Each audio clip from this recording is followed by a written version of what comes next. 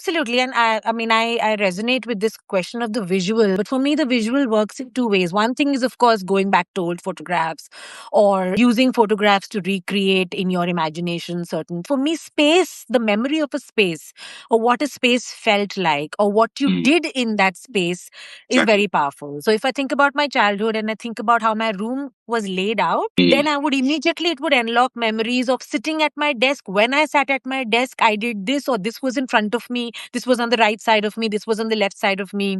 And then that will unlock something about, oh, remember when so and so friend came and laughed about this. So it's a process. And I feel like when I start writing about it, it actually unlocks, I mean, it's there, but it's sort of, it's like a game. It's nested inside. There are clues. And if you write, then you get the keys to a few more doors and then you remember more.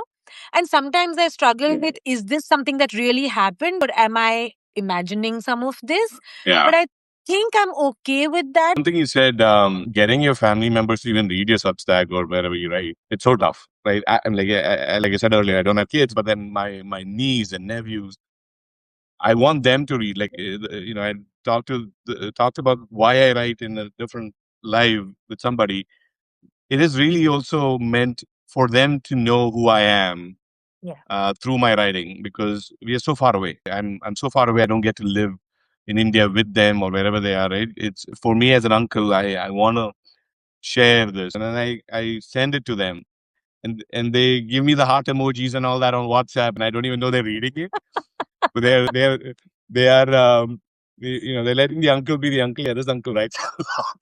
But I hope it translates somehow, right? Because journaling is so powerful. Even if for me, journaling is something a lot newer than what I've been writing about. I hope at least they get to see the power in it. But again, you have an aha moment when you hear or read someone else's words. Yeah. And it unlocks something that you were struggling to express to yourself. So you also get this sudden realization that writing this is actually of value to somebody, in the sense that you may be helping somebody unlock or express something that's locked inside them. So in that sense, we're helping each other out in a strange way. And it's a little bit of a hit and miss because you're just throwing an arrow into the unknown. Yeah. But it's definitely I got an immediate validation in the class. So it wasn't about the skill, but or even about this is how you go and put your writing out there, but just about, hey, it's okay. What are you going to lose by putting it out there? And I have to say, not everything I write finds my way to the Substack.